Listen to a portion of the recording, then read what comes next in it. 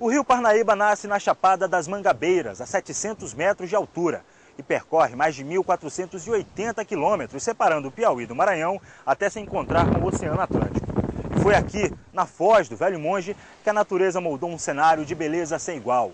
Um reduto fabuloso de plantas e animais raros em um espetáculo de encher os olhos. O Caminhos da Reportagem de hoje traz você até o delta do rio Parnaíba.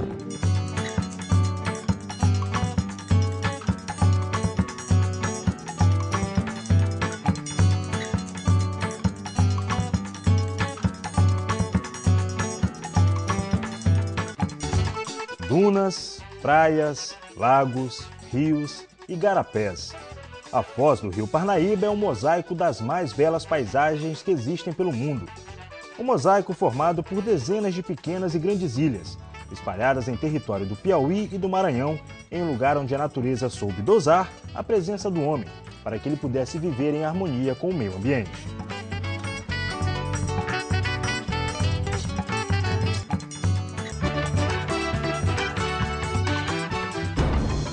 O delta é chamado assim pela sua forma, parecida com um triângulo, que é o símbolo da quarta letra grega. Essa é uma forma comum de foz, mas somente o rio Parnaíba e os rios Nilo na África e o Mekong na Ásia possuem o delta em mar aberto. Aqui, no norte do Piauí, é o Oceano Atlântico quem contribui para destacar esse paraíso natural, que só pode ser melhor apreciado quando se faz o percurso de barco, o principal meio de transporte por aqui.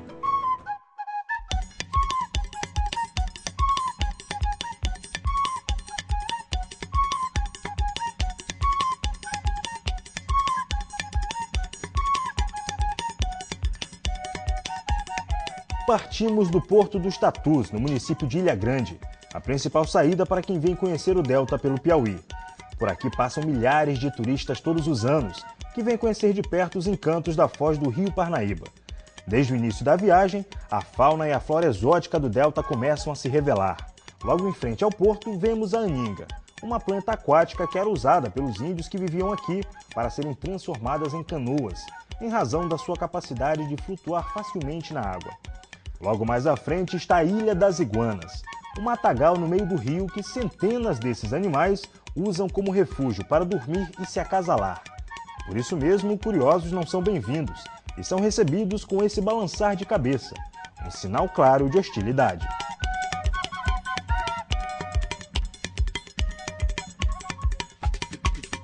E toda essa beleza natural é usada também para a sobrevivência de quem vive por aqui. A cata do caranguejo e a pesca são as principais atividades dos nativos, como o seu Gilvan, que tira do camarão branco o sustento da família. O seu Gilvan trabalha aqui no Igarapé dos Periquitos há pelo menos 8 anos, né, seu Gilvan? Eu queria que o senhor desse uma ideia para a gente como é que o senhor faz para conseguir pescar esses camarões. Como é que funciona aí o processo? Esse processo a gente vai na carnaúba, que é uma das matérias-primas. Aí a gente tira o talo, aperfeiçoa todinha, aí você tece a tala todinha, compra essas bocas aqui que é a tela. Uhum. E aí...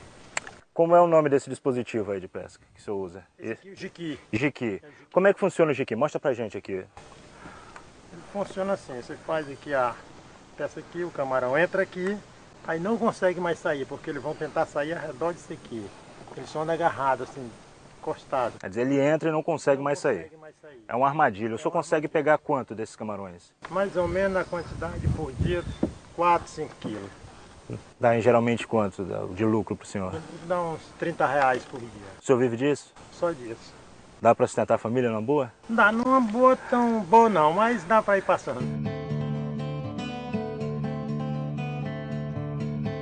Seguindo pelo rio Parnaíba em direção ao Atlântico, encontramos pescadores de siri, que usam armadilhas para pescar o escorregadio crustáceo.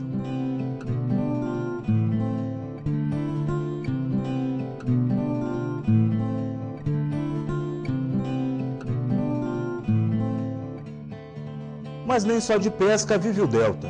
Os turistas têm descoberto essa área de proteção ambiental e as visitas estão crescendo ano a ano. Cerca de metade dos visitantes vem da Europa, principalmente da Itália e da França. Além das belas paisagens, eles procuram também a calmaria fácil de se encontrar no delta. da gente aí em Fortaleza, moro aqui em Parnaíba, moro no tribunal, mas não conheci ainda não. Primeira vez que vem aqui, o que tá achando? Muito bom, muito legal, muito bonito. Mas é o tipo de local que você recomenda às pessoas? Recomendo totalmente, muito bom. Eu já tinha vindo quando eu era mais nova. Já, né? Gostei muito e aí vim de novo.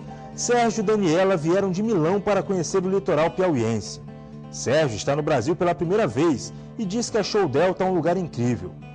Gostei do visual, dos animais e até da brisa. É tudo espetacular, diz ele. Very nice. Amazing.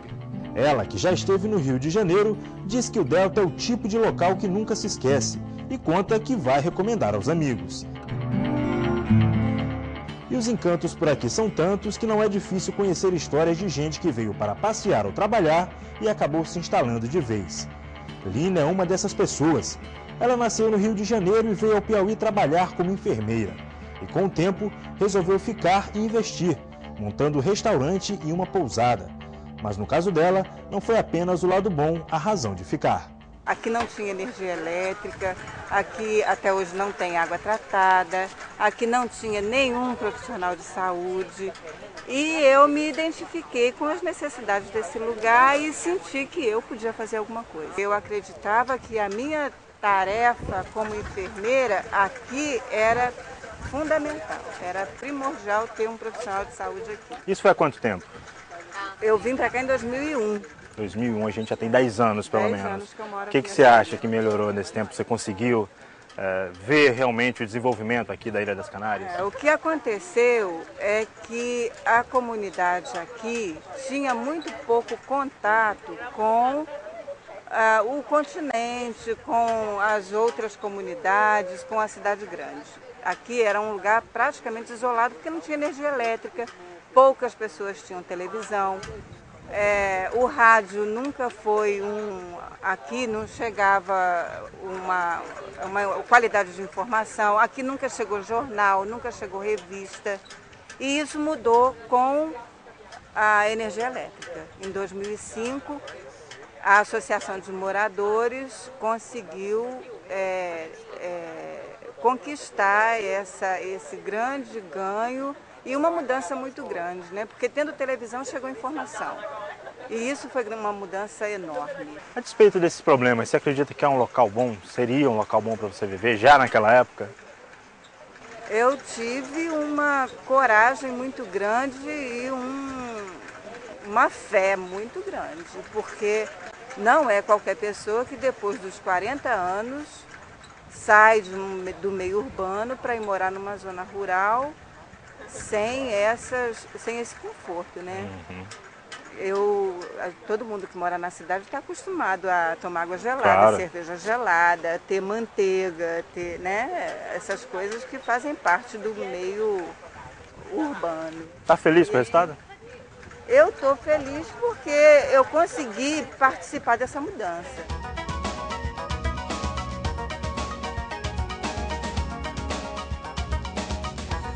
O tempo passou e a realidade mudou, embora ainda esteja longe do ideal. A maior parte das ilhas que formam o delta não é habitada. As poucas que possuem moradores sofrem com a falta de infraestrutura básica, como abastecimento de água ou de energia, o que dificulta, mas não tira o prazer de viver aqui. No delta, as áreas mais povoadas são a do município de Tutóia, no Maranhão, e na cidade de Ilha Grande, no Piauí, principalmente na região da Baía das Canárias, a principal foz do rio Parnaíba. É aqui que se pode ver de perto o encontro das águas do rio com o mar, com a força das marés, causando uma impressionante divisão de águas. Deixamos o mar para trás e seguimos pelos igarapés, que criam verdadeiros labirintos pelo delta. Essas áreas são formadas basicamente por 3 tipos de mangue: o negro, também conhecido como siriúba, o branco e o vermelho, que é o mais comum por aqui. O delta do rio Parnaíba é o único das Américas e dos 3 existentes no mundo é o mais preservado. O delta é composto de 83 ilhas, que se distribuem em um total de mais de 2.700 km². Essas ilhas são margeadas pelo mangue, um dos biomas mais férteis de todo o planeta e o principal responsável por toda a beleza do lugar. Toda essa região de manguezais, né, ela tem uma grande importância no ponto de vista de colocar partículas, né, na parte da zona costeira, seria a questão de nutrientes, principalmente a parte de nutrientes, né, para toda a cadeia trófica. Então toda a parte de pescado, a parte de recursos pesqueiros e toda a região costeira aqui da nossa região, boa parte é formada toda nessa região dos estuários, né, que é na região dos manguezais. Então, principalmente aqui a gente tem muitas comunidades pesqueiras, né, que dependem principalmente do pescado para a sobrevivência. Então esse fator social dos manguezais é muito importante, né? E aí o outro ponto de vista é a questão do próprio turismo, né, que a gente está trabalhando aqui, seja o ecoturismo, seja o turismo de base comunitária, que por conta das paisagens, né, que elas são lindíssimas, é um local quase único aqui, né, em todo o Brasil. O manguezal é um habitat de particularidades anfíbias. Por isso, oferece abrigo e alimento para diferentes grupos de animais. São comuns por aqui mamíferos, peixes, crustáceos, aves e uma infinidade de espécies. A maioria desses animais tem seu ciclo biológico vinculado ao próprio ciclo do mangue. Uma das maiores dificuldades para o Instituto Chico Mendes é a fiscalização da área. E isso é fácil de se perceber observando as agressões ao meio ambiente em diversas ilhas. Em apenas um dia, encontramos queimadas, troncos de árvores vindos de áreas desmatadas e até um jacaré morto. Resultados da ação desmedida do homem. A gente tem uma dificuldade em termos de pessoal, né? Eu até mês passado era a única analista ambiental da APA Delta do Parnaíba, né? Mês passado chegou uma nova servidora para dar apoio, mas mesmo assim a área é muito grande, né? Para a gente tentar trabalhar, tentar diminuir um pouquinho as questões, né, as degradações, as questões de os impactos mesmo e a parte de pressão, seja dos usos, né, que é a parte de pesca, principalmente a parte de pesca que abrange toda a nossa região. Né. Mas vocês realmente têm tido problema com depredação ambiental? Assim, a gente tem um problema muito sério do arrasto de camarão em beira de praia. Se você for hoje no Arrombado, aqui em Escorreia, né, tem barco de pesca de arrasto na beira da praia, 100, 200 metros. Isso é proibido, né? Só que nós não temos embarcação, né? O IBAMA, que dá muito apoio para a gente, né? Também não tem embarcação que possa fazer esse trabalho. E de vez em quando a gente consegue apoio da capitania, né? Mas não é sempre que a gente está podendo estar contando com o apoio deles. Além dos mates, né, de corte de mangue, né, a gente tem esse problema, principalmente tem 2 locais no Igarapé dos Poldos e tem mais um Igarapé que o pessoal está tirando madeira. A gente tem uma dificuldade muito grande de estar presente todo o tempo lá, porque a gente não tem embarcação, então fica complicado, né? E a questão do plantio de arroz também, né? Não sei se vocês observaram isso, né? É um outro problema muito sério, porque o pessoal utiliza muito agrotóxico nesse plantio, né, para matar um caranguejo que na época quando está germinando, né, o aratu, e aí ele come a parte mais nova, né, então o pessoal... Ele, entre aspas, estragaria a plantação. Isso, aí o pessoal utiliza muito agrotóxico, né, então esses são os problemas grandes, né, além da pesca que utiliza apetrechos proibidos, né, ou malha pequena, então existem essa outra parte. O único delta em mar aberto das Américas foi descoberto pelo português Nicolau de Rezende, que em 1571 naufragou no litoral do Nordeste, perdendo toneladas de ouro no acidente. Nicolau foi salvo pelos índios tabajaras e tentou por 16 anos resgatar o valioso patrimônio, mas sem sucesso. Por outro lado, descobriu algo muito mais valioso. Nas suas impressões sobre o delta, ele escreveu: "Quantos no futuro colherão esse tesouro? Esse paraíso resistirá aos futuros desbravadores?" O paraíso resistiu e hoje toda a área do delta já foi desbravada pelos pesquisadores. E os únicos que continuam a avançar rio adentro são os moradores do local. Gente que vive e tira seu sustento daqui. Paulo é uma dessas pessoas. Único morador dessa ilha, ele é pescador e cultiva ostras para conseguir sobreviver. Esse aqui é o seu Paulo, que é também um dos habitantes aqui do delta do Parnaíba. Seu Paulo, o senhor faz criação de ostra. Como é que se cria ostra aqui? A gente pega elas novinhas, aí eu boto num depósito aí. Que tipo de depósito? Uns pneus. Aí com 3 meses ela tá nesse tipo aqui. Certo. E 3 meses é o tempo que ela demora para se desenvolver. O senhor consegue ter um bom lucro com ela? Um pouco. Quanto é que sai uma ostra? O senhor vende no quilo? Como é? Não, sai A unidade. A unidade. Quanto é uma ostra dessa? As 2, aí 1,5. R$2, R$1,50. É, dá para ter um bom lucro com isso? Dá. Dá? Dá, tranquilo. E o sabor é bom? Mas, rapaz, com certeza. Vamos lá. Tá aqui então a ostra, vamos ver se realmente tem um sabor bom. Confesso, já disse pro senhor, é a primeira vez que eu como ostra, hein? Vai gostar. Vamos lá então.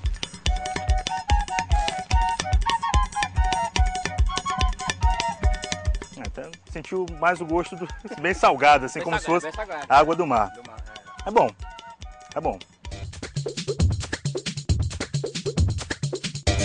Deixamos a pequena ilha onde Paulo mora e seguimos pelos infinitos caminhos que levam ao encontro do rio com o mar.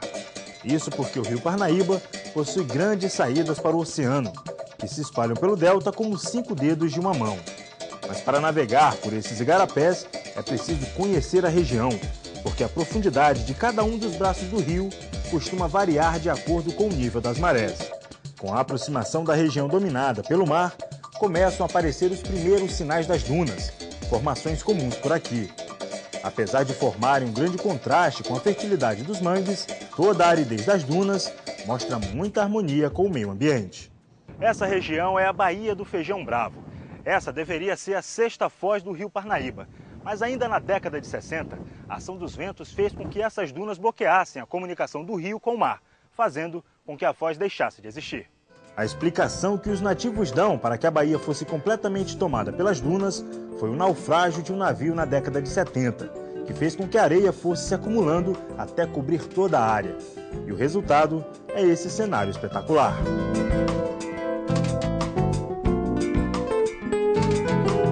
E em meio a esse cenário exótico, mais um dia se vai, onde o rio Parnaíba se encontra com o Oceano Atlântico, inspirando homens e influenciando animais, e fazendo a lua aparecer antes mesmo do sol se despedir.